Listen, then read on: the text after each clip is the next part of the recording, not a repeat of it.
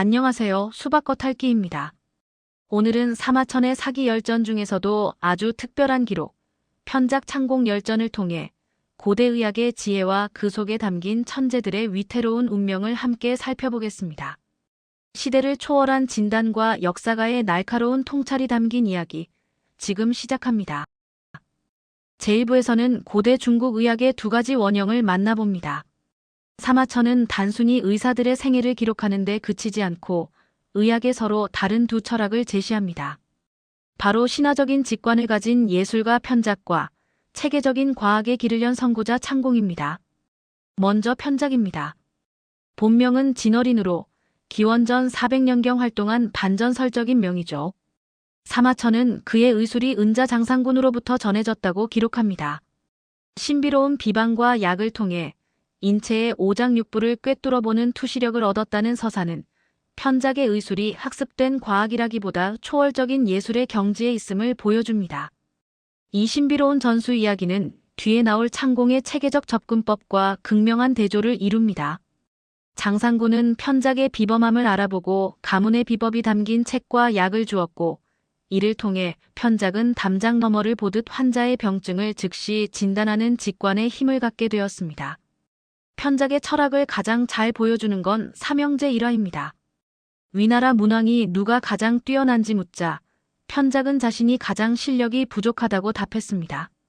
맏형은 병이 나타나기 전 안색만 보고 예방하고 둘째 형은 미미한 초기 단계에서 치료하기에 세상에 알려지지 않았지만 자신은 병세가 심각해진 후에야 고치기 때문에 명의로 알려졌을 뿐이라는 겸손한 통찰입니다.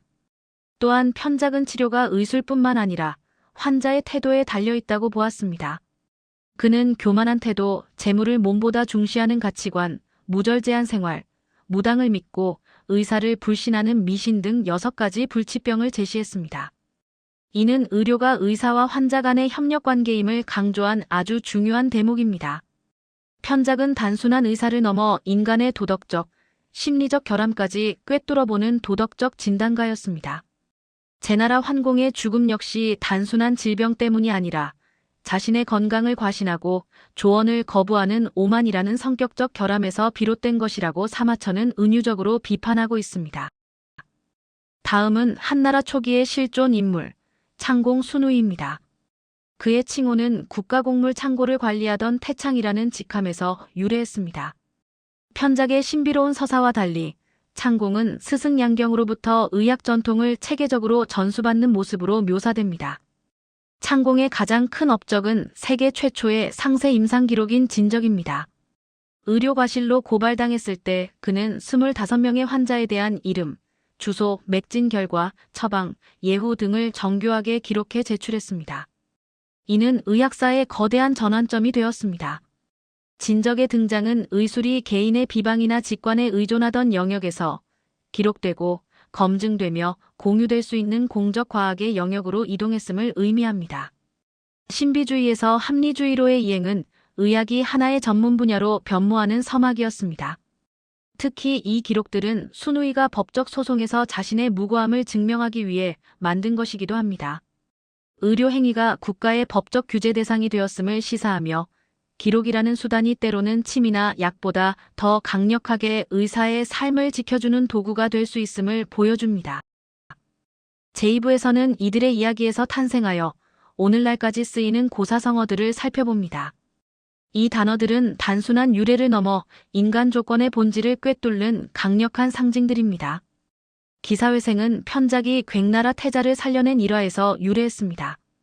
죽은 줄 알았던 태자가 사실은 깊은 혼수 상태인 시궐 상태임을 간파하고 침과 약으로 깨워낸 기적 같은 이야기죠. 하지만 편작은 이 기적을 오히려 합리적으로 설명합니다. 그는 나는 죽은 사람을 살린 것이 아니라 마땅히 살아날 사람을 일어나게 했을 뿐이다라고 말했습니다. 사마천은 대중의 전설과 지식인의 이성을 절묘하게 엮어 편작의 천재성이 초자연적인 힘이 아니라 고도로 발달한 진단 기술이었음을 명확히 밝힙니다. 반면 휘즐기위와 병입골수는 비극적인 거부의 역사입니다. 자신의 결점을 숨기고 조언을 거부하다가 문제가 돌이킬 수 없는 지경에 이르는 과정을 제나라 환공의 일화를 통해 보여줍니다. 병은 피부에서 시작해 혈맥과 위장을 거쳐 마지막 골수까지 침투합니다. 편작에 거듭된 경고를 환공이 오만하게 비웃고 무시하는 동안 치료 가능한 시기는 영영 지나가 버렸습니다. 결국 병이 골수에 다다르자 환공은 파멸을 맞이하고 말았습니다. 이 이야기는 단순한 병 진단이 아니라 국가의 쇠락에 대한 강력한 정치적 우화입니다. 사마천은 절대 권력자 한무제 치하에서 진실을 말하는 조언자가 묵살되는 현실을 비판했습니다. 작은 오류를 외면하는 태도가 결국 국가의 근간인 골수를 무너뜨린다는 시대를 초월한 경고입니다. 제3부에서는 역사가 사마천의 최종 판결을 들어봅니다. 재능과 덕 그리고 운명의 관계를 통해 사마천이 전하고 싶었던 역사 철학은 무엇일까요? 사마천은 두 의원의 상반된 운명을 조명합니다. 최고의 의술을 가진 편작은 시기심에 사로잡힌 경쟁자에게 암살당했고 창공은 법적 위기에서 딸의 효심이라는 예측 불가능한 변수 덕분에 생명을 보존했습니다. 재능만으로는 생존이 보장되지 않는 냉혹한 현실입니다. 사마천은 비범한 재능이 그 자체로 위험한 표적이 될 수 있음을 강조합니다. 선비는 조정에 들어가면 의심을 받는다는 그의 논평에는 억울하게 궁형을 당했던 사마천 자신의 고통과 부조리한 세상에 대한 성찰이 고스란히 투영되어 있습니다. 하지만 이 비극 속에서도 사마천은 희망을 제시합니다. 바로 창공의 막내딸, 재영의 이야기입니다. 창공이 앙심을 품은 자들의 무고로 죄를 짓고 사형육형을 당할 위기에 처했습니다. 아들이 없음을 한탄하던 아버지의 절망에 굴하지 않고 그녀는 직접 황제에게 상소문을 올려 인과 이성에 호소했습니다. 재영의 진심 어린 호소에 감동한 문제 황제는 잔인한 육형 제도를 폐지했습니다. 이는 역사가 거창한 영웅뿐만 아니라 힘없는 개인의 도덕적 용기에 의해서도 바뀔 수 있다는 강력한 증거이며 덕목이 때로는 운명을 다시 쓸 수 있다는 사마천의 긍정적 신념을 보여줍니다.